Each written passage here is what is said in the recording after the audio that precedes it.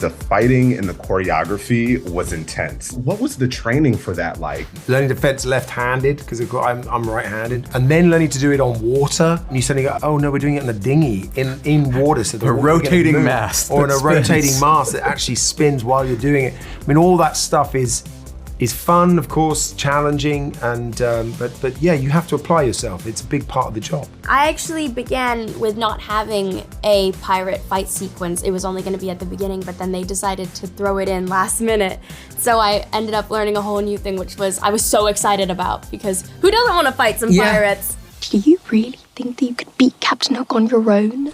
What was that flying experience like? My flying experience was a collaboration between me and that visual effects team that's oh so talented. My character's so small, and the way she buzzes around meant that it wasn't practical to be in a harness, because, I mean, they couldn't even move me that fast. And it was a lot of figuring out how to use my upper body to make it look like I was flying, and then the visual effects team came in and made my feet dangle and made my feet look less ashy than they are in real life, they're real ones for that. She is a fairy.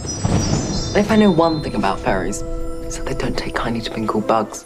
Who's your favorite character in this film? It's probably actually Captain Hook. Everyone has known Captain Hook as the villain who wants to kill Peter Pan. But in this version, his backstory is so much more developed and fleshed out. It's so much more interesting.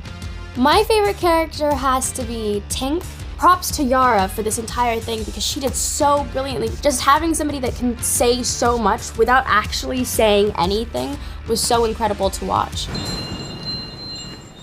I don't understand you. What are you saying? What is the formula to being Captain Hook? Like finding that hook. Like I remember the day that we finally had the one that felt right. All of a sudden the movie just clicked into place. It really was one of those, like that magic ingredient that just made the entire movie. It was like, oh, this is the movie in our hands and now on your hand. Yeah. Speak not to me of hands. I see your point. How comfortable was it to wear that hook, and how long did you have to wear it for?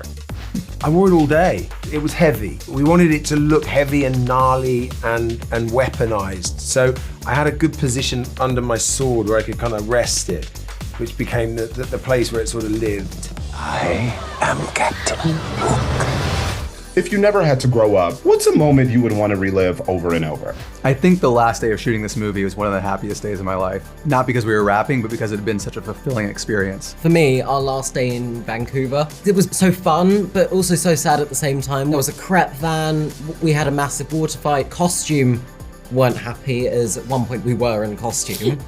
But yeah, loads of great memories were made on that day. Honestly, I'm pretty happy right now. There's something about acting. It's a place of imagination and make-believe that I get to dip into whenever I work. And that's a wonderful thing. And to have that alongside a little less sort of anxiety that one can have in their 20s and 30s, and a little more like, I am what I am who I am. And yeah, I'm pretty happy right now. I'm lucky to be able to say that. There you go.